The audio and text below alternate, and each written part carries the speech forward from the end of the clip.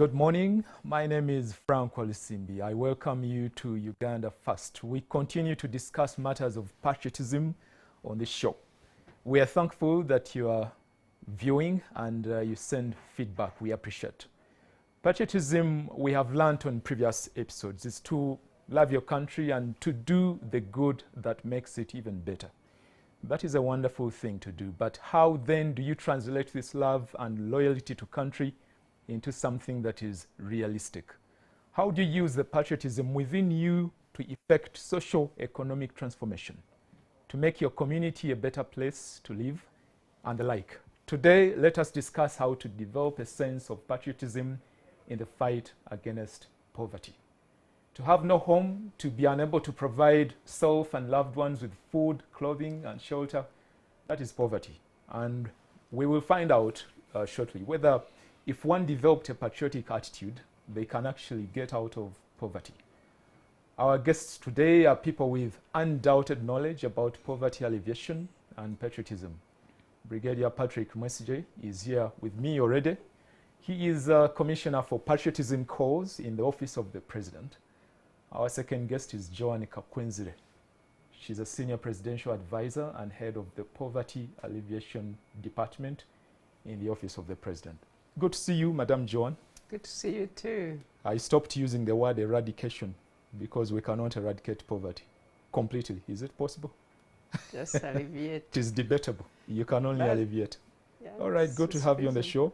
Brigadier Patrick, good to have you on the show. Good to have you too. How is the Patriotism Office? Doing very well. Okay, last I was there, you had a plan, a lot of things to do. Yes, please. And I'm thinking you're moving on well. We are doing well. All right. Yeah. Today we want to look at this issue of including patriotism in the fight against poverty.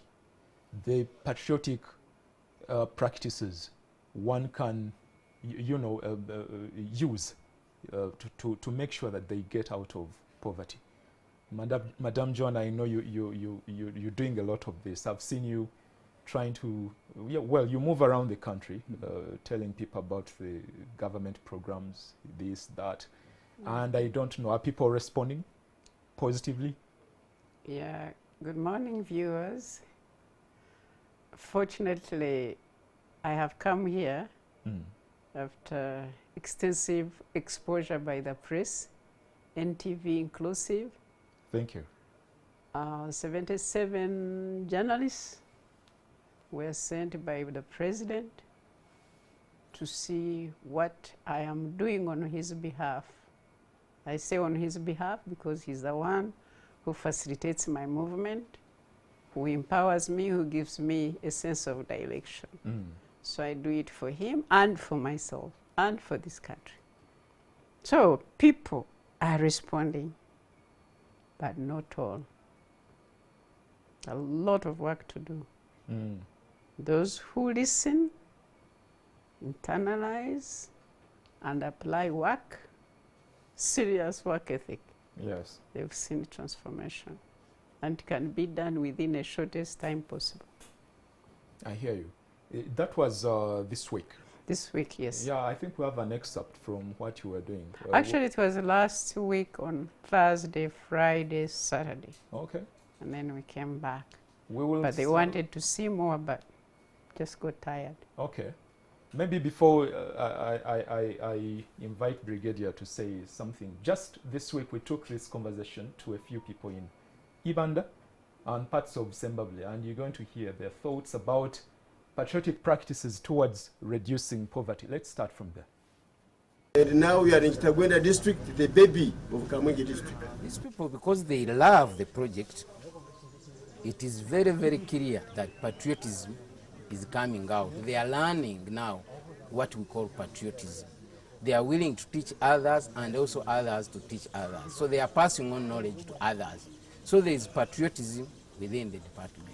Banganze basanga ndi bubi nga nnyo omwenge nga sina kyenina ne bampe mmwanyi ne bampe ente buli kimu kati ente nzifunyeemu amatankama emmwanyi nyoga biyunga ennyumba nzimbye era nnyongere n'okukola ebirala bampe ente emu nezaala nyinzayo empaano era zino ziva ku ente enkwe y'ente emu ente yakaweza eri muwala we gye bampa nino ono muzukulu n'oli muzukulu tewonawe kitegeeza nti wona ente ziringa 6 ezivudde mu nte emu katulabe ziringa 7 kubanga emu ennume nagitonda. Nsomesa buli muntu yenna ali mwero si yange okulabika nti afaananako nga nze kubanga abasinga beebuuza ensimbi ezikoze ebintu ebyo byonna nzijjawa n'ensimbi ezirima mu mwanyi mwonna nzijjawa. Kati ensonga ngezaako okulabika nga ngezaako okunnyonnyola abantu lwakuba nti enkola yaabwe nga yaavu ate ng'omulimi w'emmwanyi oteeka okuba omugumiikiriza. Era kati ndi ku pulojekiti ya kuzimba ddwaliro by'ebizimbe biri bye mulengera wali ebbali mu nsimbi eziva mu mwanya omwo nabike nga nsobola okuzimba eddwaliro okuyamba abantu b'omu kitundu kubanga ekitundu kino okuva eggomba okutuuka enisemba buli wagazi nnyo tetulinaawo bujjanjabi n'akamu. I do recall when I just graduated way back in 2010, 2011. They took me to Sir Samuel Baker in Igulu. And I was taught before I could not understand what patriotism is. But when I went and I had that course, it changed my world view of Uganda and the entire being of it. How? Patriotism, they taught us that you should love your country. You love yourself, you love your country, and then you love where you come from. You use the available resources. I first learned that patriotism, you need to love your country. You need to give it back selflessly. That's when I had to come back, teach my brothers and sisters in terms of, because I am a head teacher at Chiso City Secondary School, I accepted, majority of us when we graduate want to remain in Kampala, but I accepted because of patriotism to come and serve here selflessly. Can patriotism be a tool of alleviating poverty? Yes, patriotism can be a tool of alleviating poverty. In our model parishes, we used to have Arambe. We used to collect all field officers from all model parishes and they come and work in one model parish. There, they work with people in the community. We train people in the community and also we train the field officers themselves. Those who didn't know, they learn from others. So from there, everybody can live when he has learned something and they can help when he goes back to the community also to mobilize other people in the community to do what they are doing here. So in that way, they open up roads, they do the cleaning, they teach them the planting of crops, looking after animals. So all that they help to understand and they improve poverty in their areas. We have now identified that people love the project. In that way, we created what we call village coordination committees. These are people within the same model parish.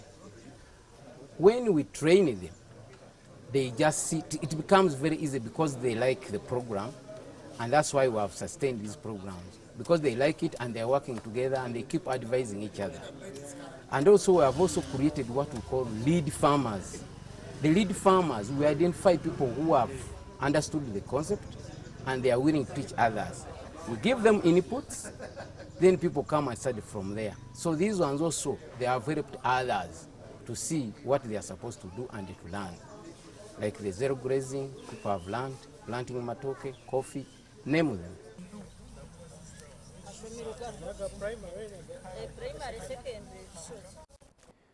Some of the people we spoke to a few days ago in parts of Uganda, Zimbabwe and Wales, Madame John. Bushenyi, in the pilot project called Ruharo Model Village. I love the message. I love the patriotic practices. Brigadier Patrick, which are some of these patriotic practices have you witnessed? And you think they can help people get out of poverty? Or register some remarkable improvement in a short time? Thank you, Frank. Good morning, viewers. And welcome to Uganda First Show. a show of the National Secretariat for Patriotism Corps, Office of the President. Patriotism, Mr. Frank, is an ideology that is directly linked to the creation of wealth and alleviation of poverty. They are directly linked. Why? Because it's an ideology that inculcates good norms and values and good practices. Patriotism changes the belief system of society, a nation.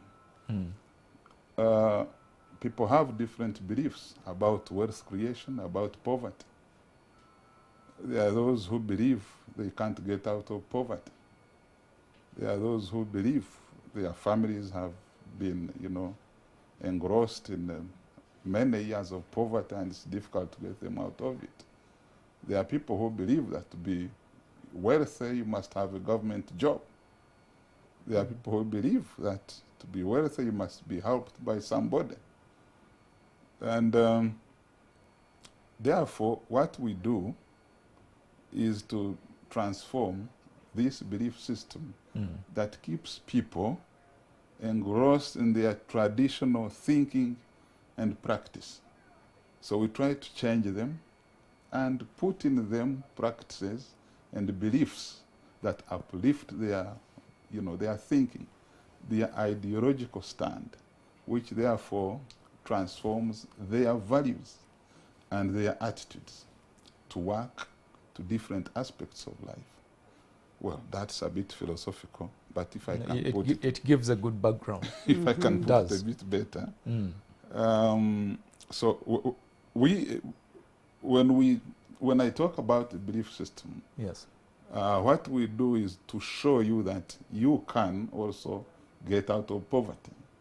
For instance, I love the work they are doing because they are showing others, those who have done it. Those who have done it. And in doing that, they are changing somebody's belief, the traditional belief of growing food crops, growing crops for the stomach. Echida, as His Excellency loves to call it, Echida chonka. And now you can see they are working for alleviating poverty. And to deconstruct the belief that poverty is hereditary. That poverty can be hereditary, really. So in the value system, really, we try to change the people's value system.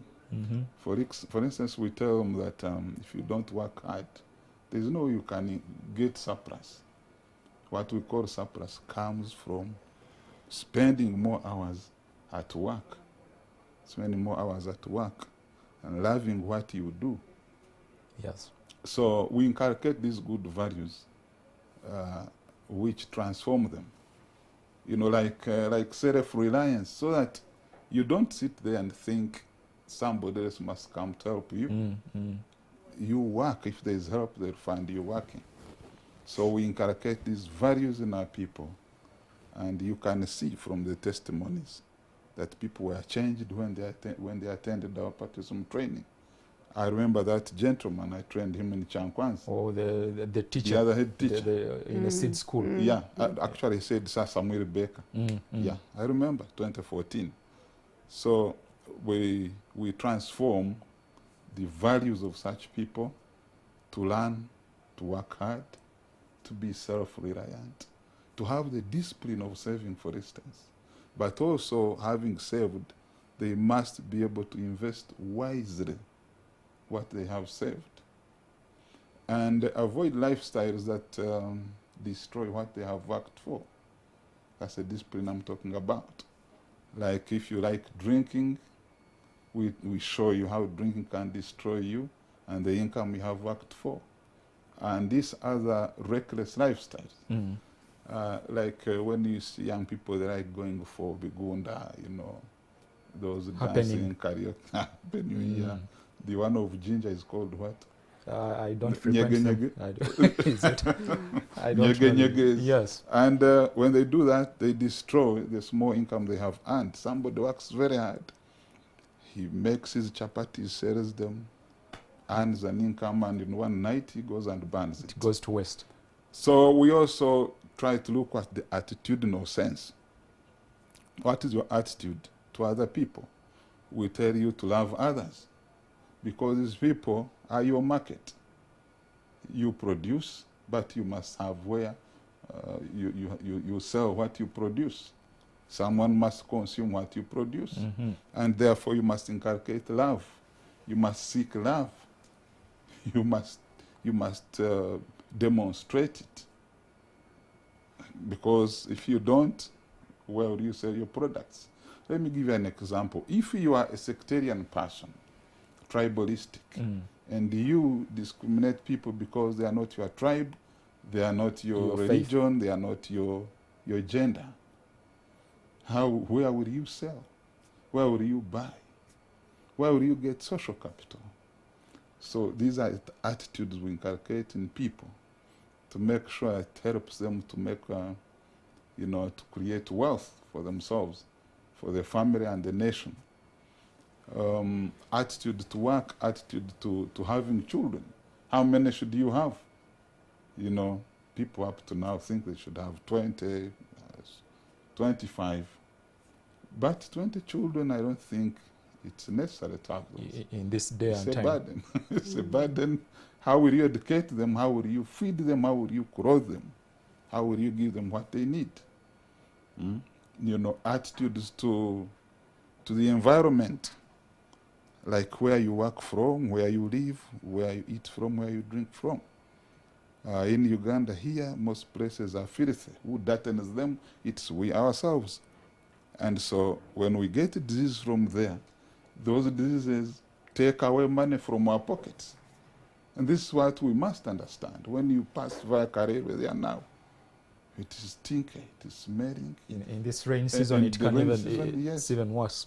It can worsen. And people are there, eating, drinking, happy, and not caring. And after doing all that, they add on the filthiness. But when they get sick, even the small money they have may not be enough. Spend it on healthcare. Spend it on healthcare and your children, and hence perpetuate the poverty cycle. Yes. So our trainings are really to inculcate these useful values in our people. So that I hear you, Brigadier. Madam Yes. Joan, you saw a gentleman saying that I've been growing coffee for some time now, and the money I've got from the coffee, I am using a part of it to put a health center in my community. I find that patriotic. Are there other practices that excite you as well? No, actually, I've been doing this work since 2000. So I have lots and lots of exciting stories over 20 years on people transforming their lives. But even transforming their lives does not make them patriotic instantly. It takes time. I want to take back this discussion to how is patriotism developed at the leadership level so that people fall into it. Because last night I was thinking, what am I going to say to the audience? I went back to, I'm a history lecturer. Oh. So I am a history, no longer a lecturer. I was a lecturer of history. But once a teacher, you always remain a teacher. And I know you're going to cite some Exactly. So last night I had to go back. How did patriotism evolve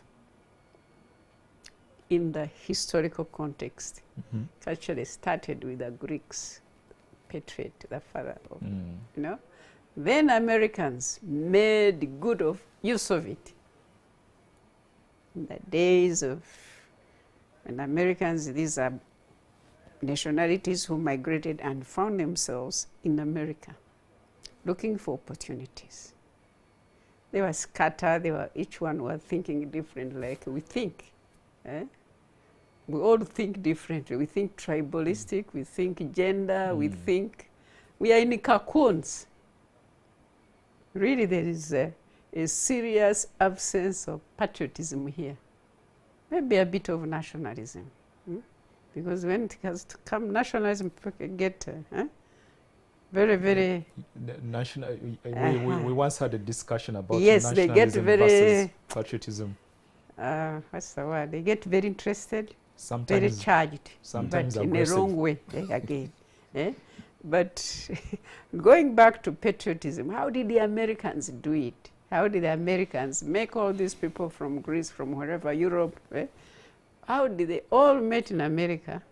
How did they develop them to love America? They're from different backgrounds, different religions, different countries, different allegiances.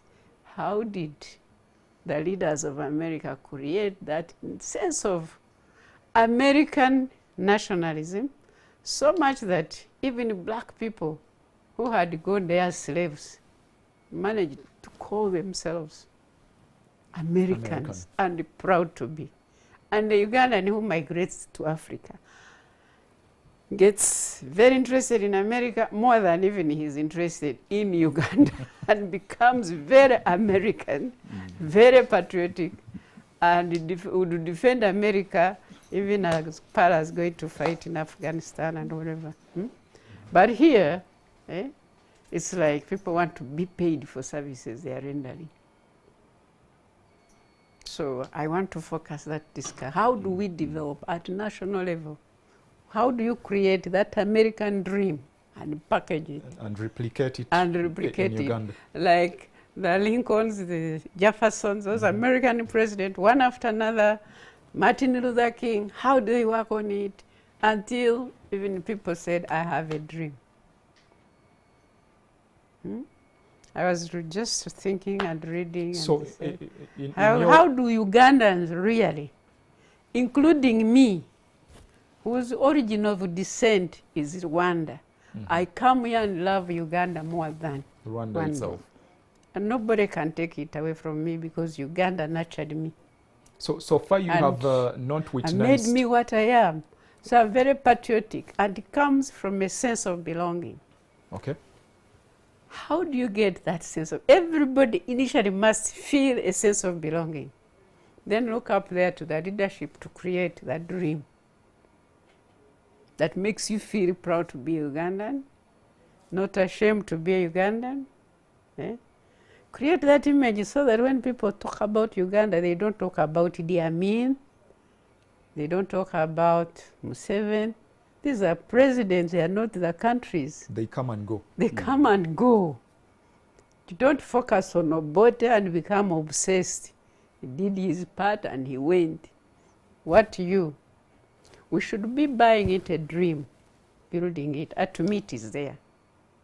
The dream is there. The president defines it very clearly, that to be able to love your country, the country should feed you first. The country should make it comfortable for you to live and be protected. That's why I'm very excited to see the man in uniform. Patrick. Because without the security they have given us, the Patrick have really gone and fought and make us sleep in peace. If you don't love your country, and you are sleeping for the last, I don't know, since 86, we are just slumber. But of course you can't sleep when you are hungry again. That's my job. Nature wakes you up.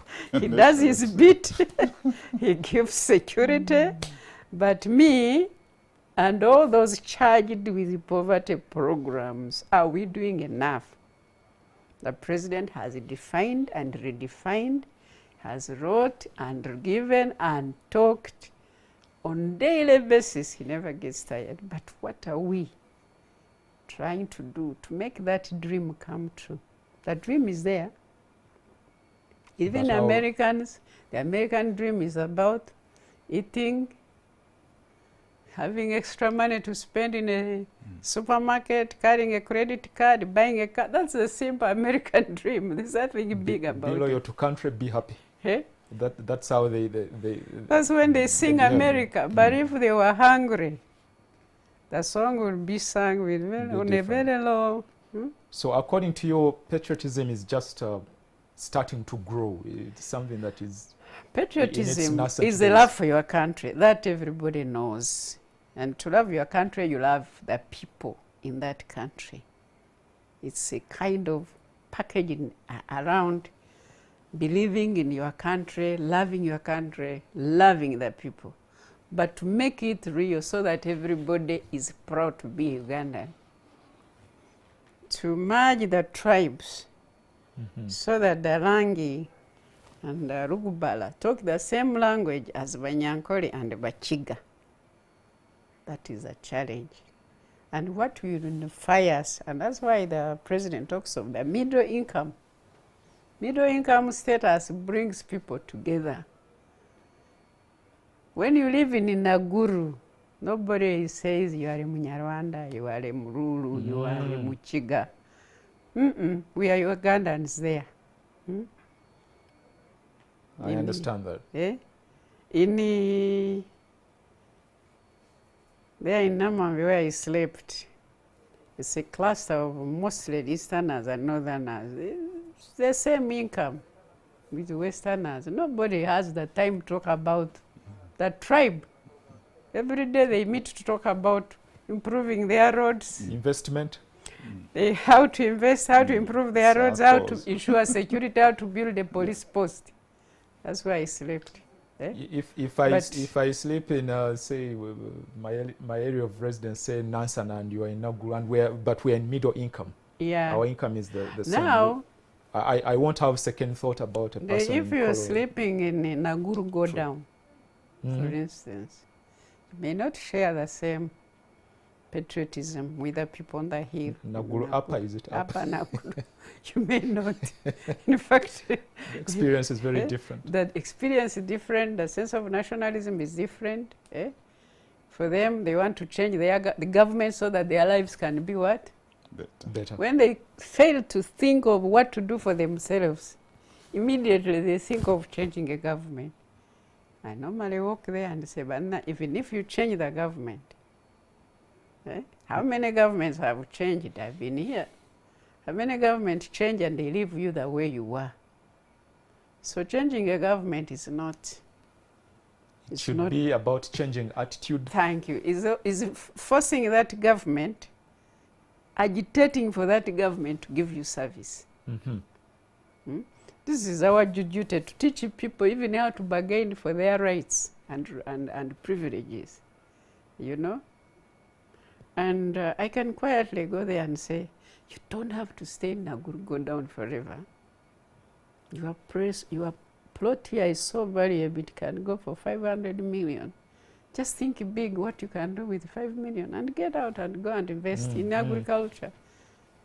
But it requires us up there to mix with the people to develop that kind of alternative. I end it there by saying the responsibility, that's why they started a patriotic school, does not end with bringing these students and teaching them. Also, it goes to the people up there to say, what are you doing up there in leadership? What are you doing to make these people believe in you? Sharing knowledge.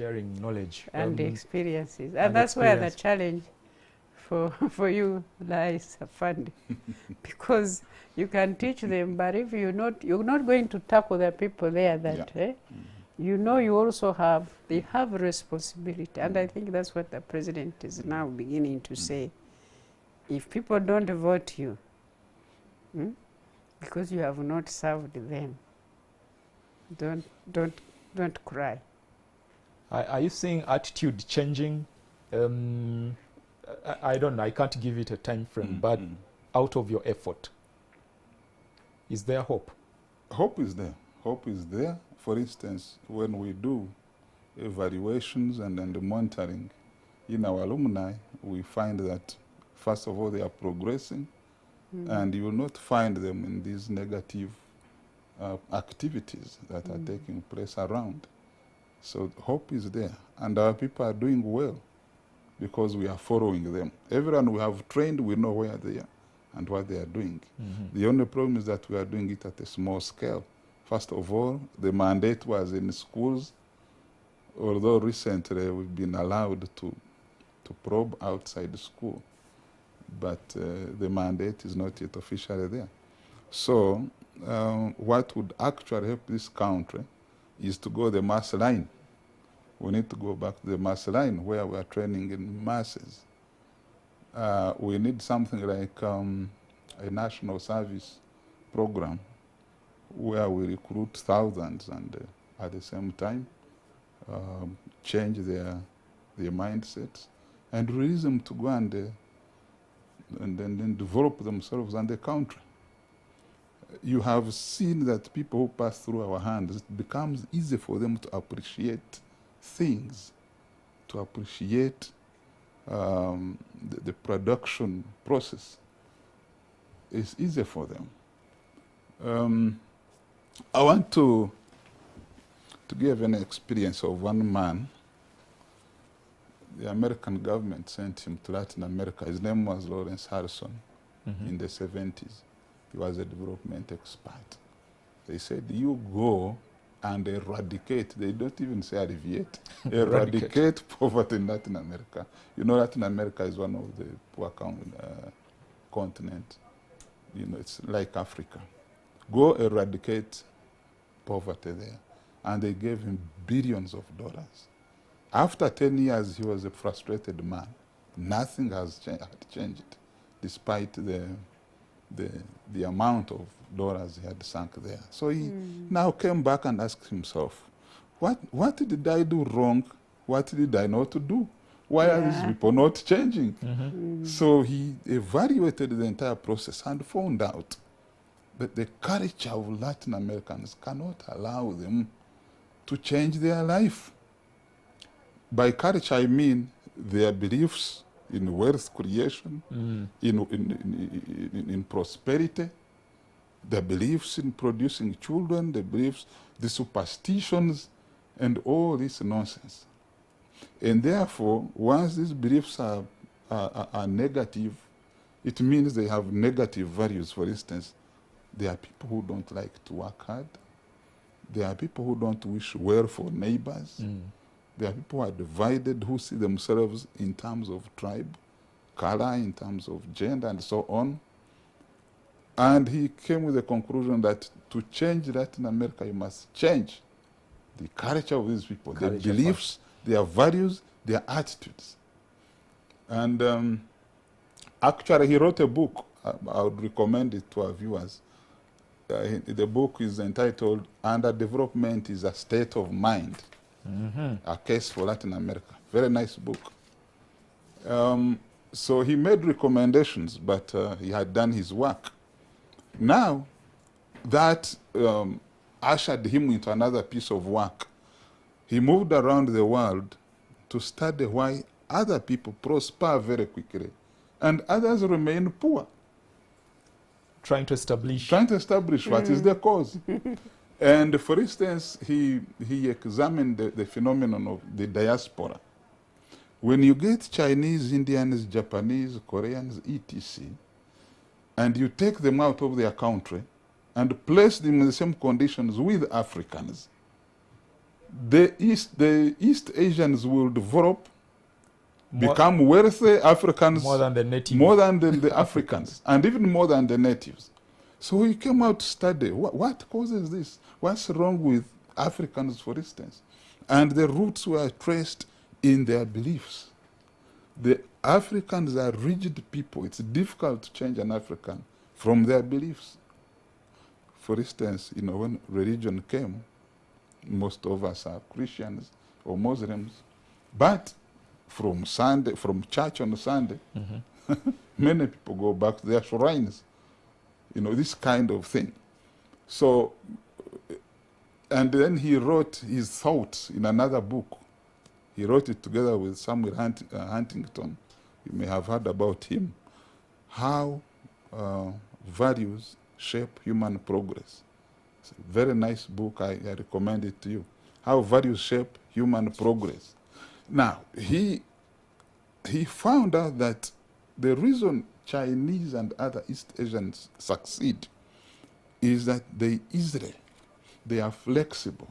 They easily give up their traditional beliefs and take on new ones where they have gone. But do you know it's the case again with Ugandans? If you took a Ugandan, say, to UAE, Yes. to US, they will change all of a sudden. They will change, but they will not become as wealthy as the other East Asians. The East Asians will be wealthier. Look at the Asians the Indians who were expelled by Amin from here. They went with nothing. They went to London. Today they are the wealthiest people in London and Canada and other places. Why? Why? These are things, mindset. Mindset. These are Matters a things lot. we are trying to do away with when we are training our people. To indicate to them that unless we change our beliefs, unless we change our traditional systems, practices, this is what His Excellency the President is telling people. Stop this system of subsistence farming. He tells this story of how he changed the pastoralist nomads in his home area.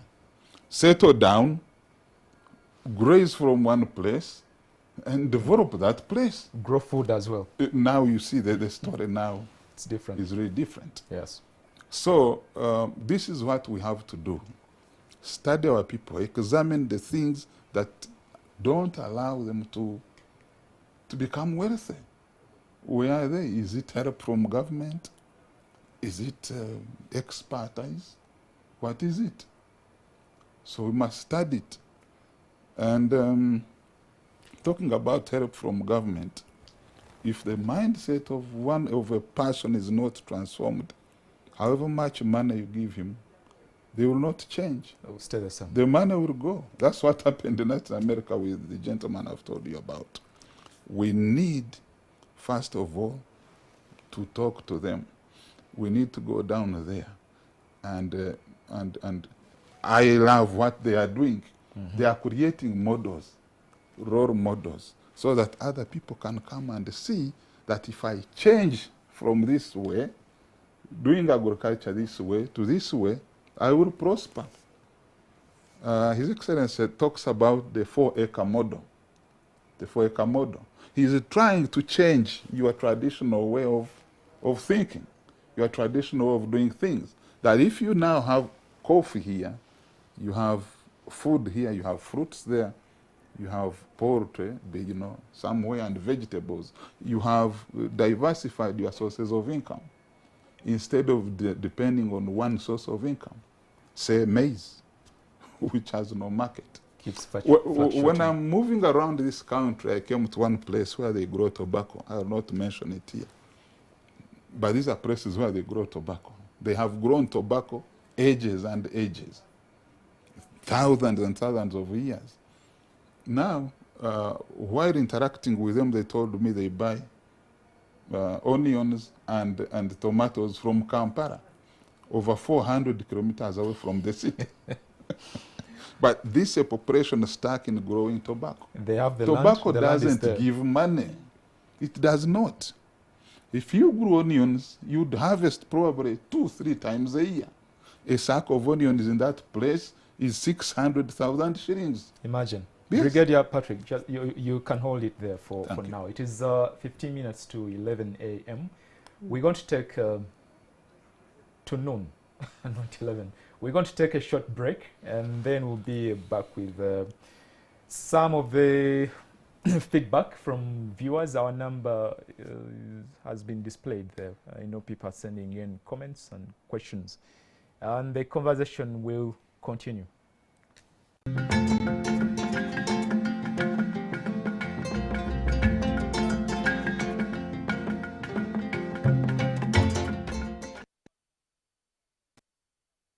All right, welcome back from the commercial break. It is 13 minutes to noon, and thank you for watching Uganda First. My name is Frank Walisimbi. In studio, I have Brigadier Patrick Mwesije and Madame Joan Kakwenzi.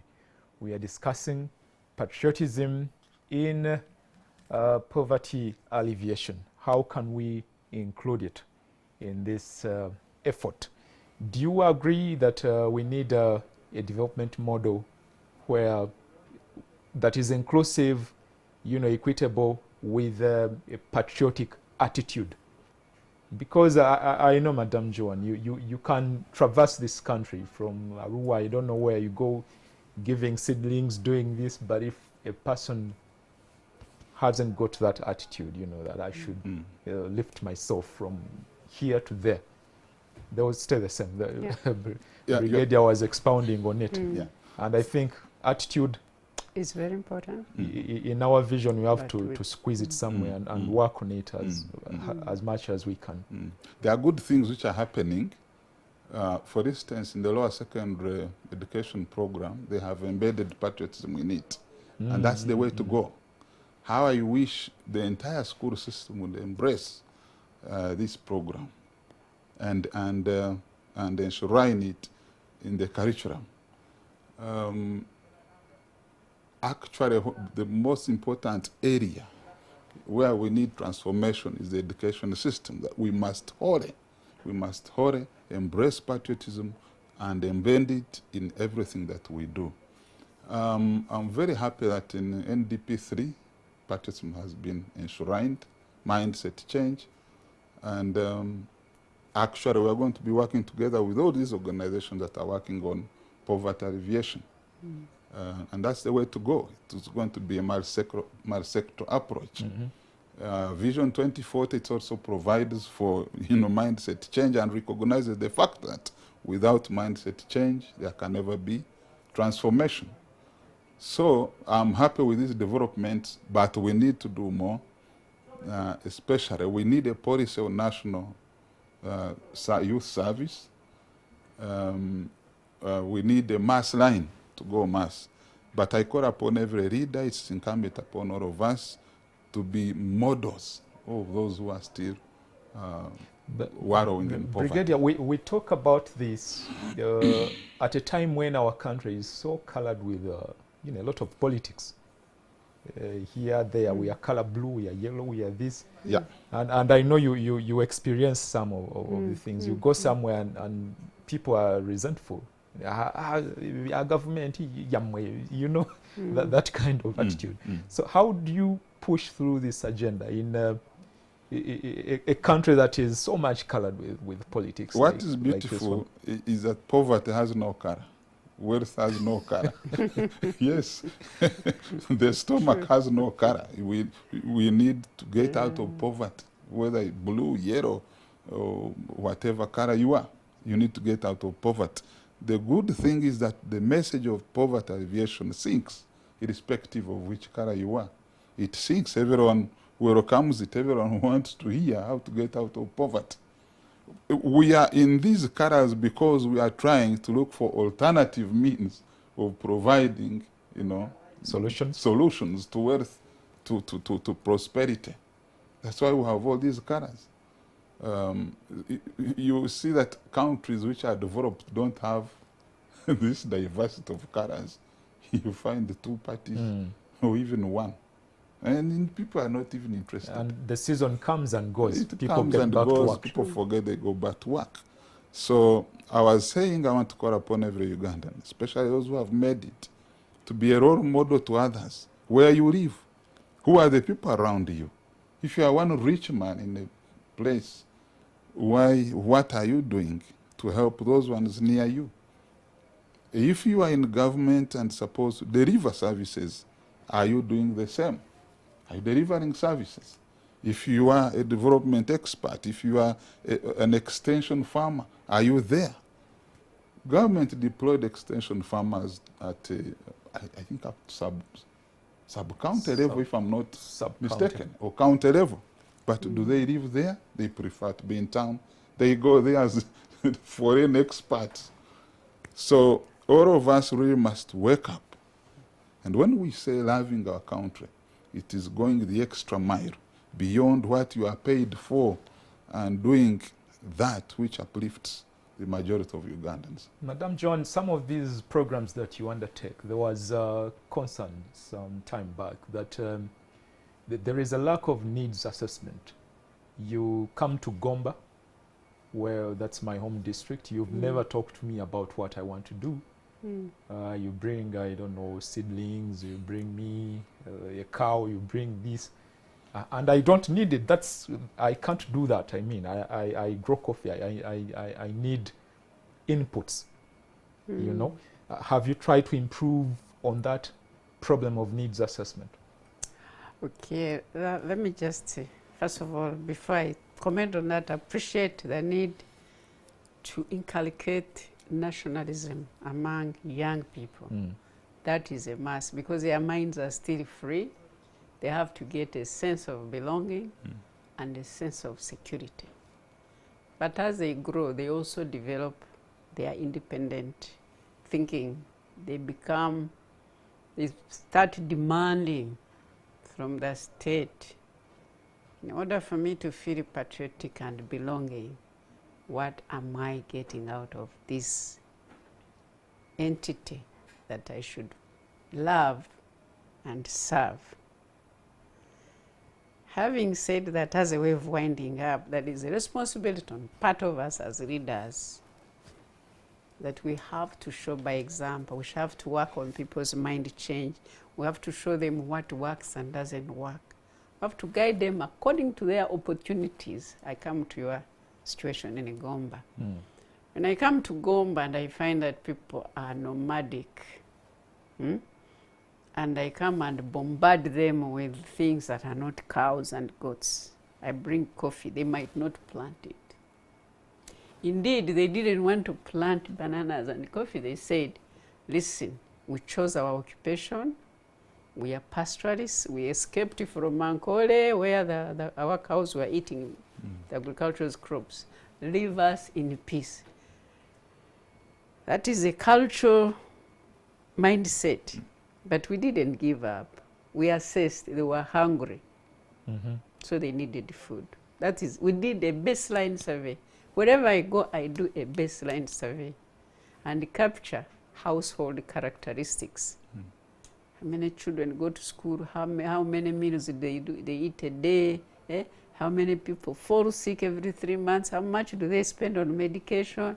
And how much they spend on education?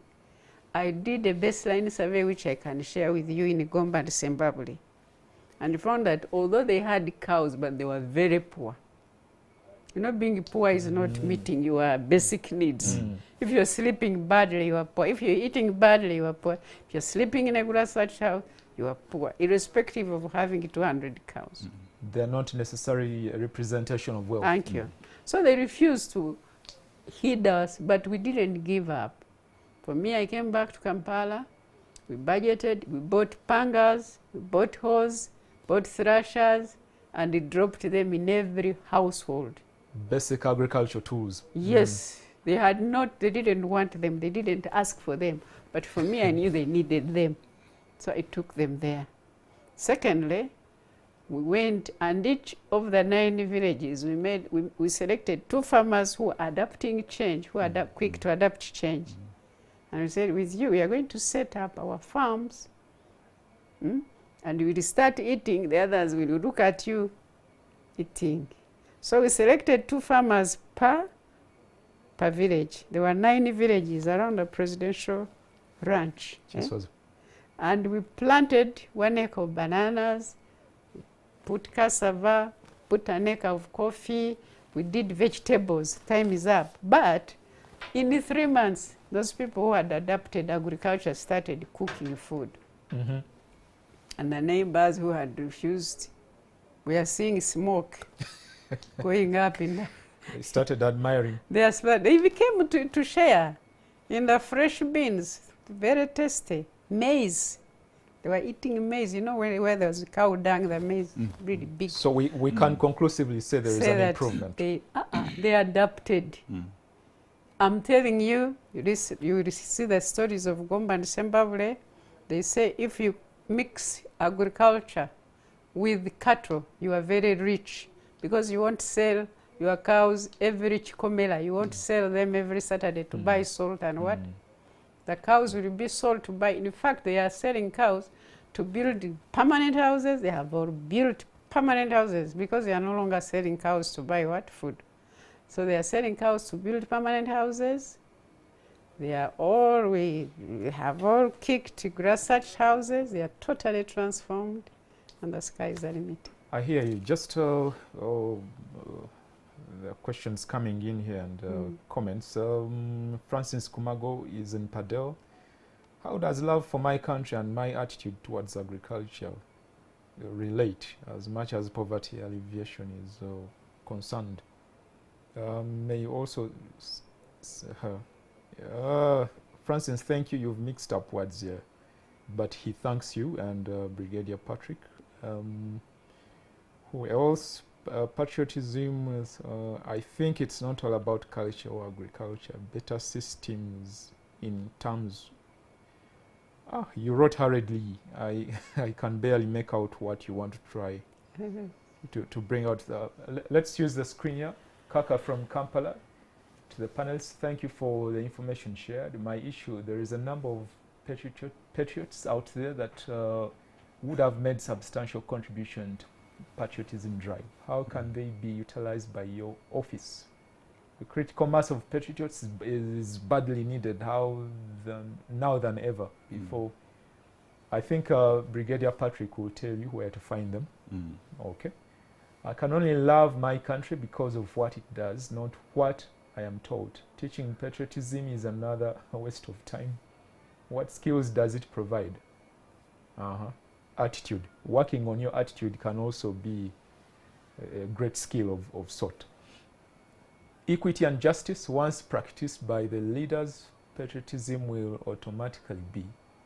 Teaching patriotism for knowledge purposes may not translate into one becoming a patriot. Well, it's the model and mindset change that can enable one exhibit patriotism. I think you're on the same page with Busobozi Godfrey. How do they want to meet me? This is tiny. Akampa Rugaba, thank you. It is important that our... oops, it's off. It is important that our NRM government prioritizes poverty alleviation, even in the budgeting process.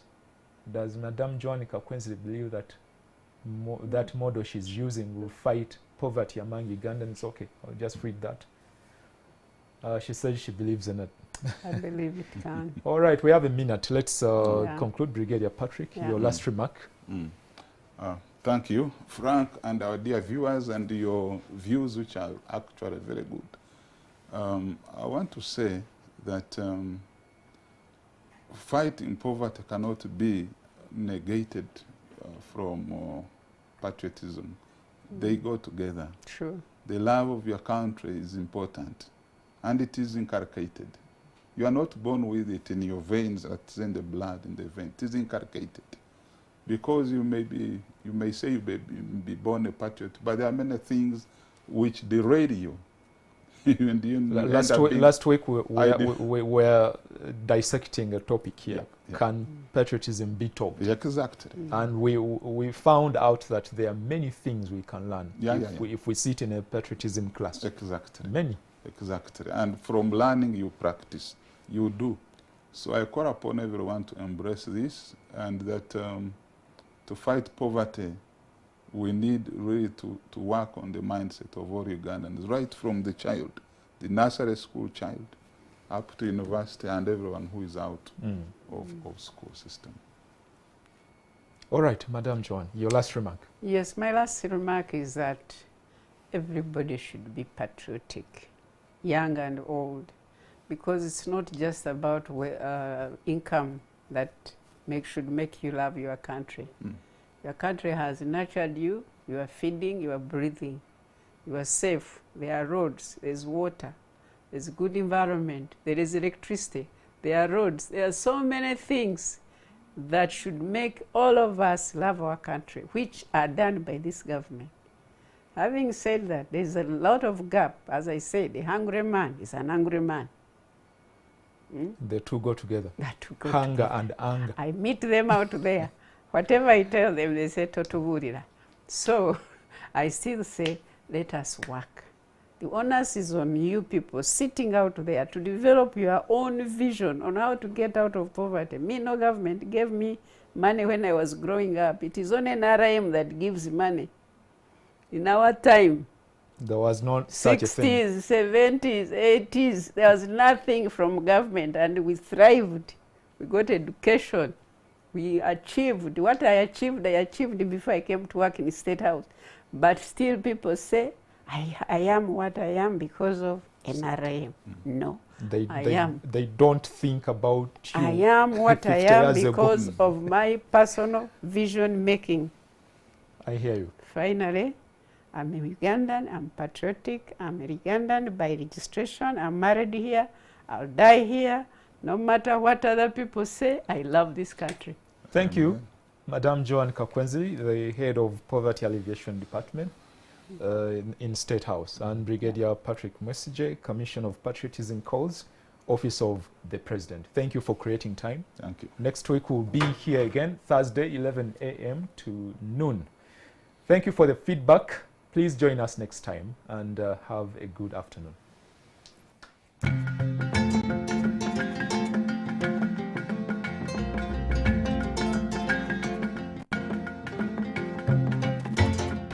Uganda First is brought to you by National Secretariat of Patriotism Corps, Office of the President, in partnership with NTV Uganda for God.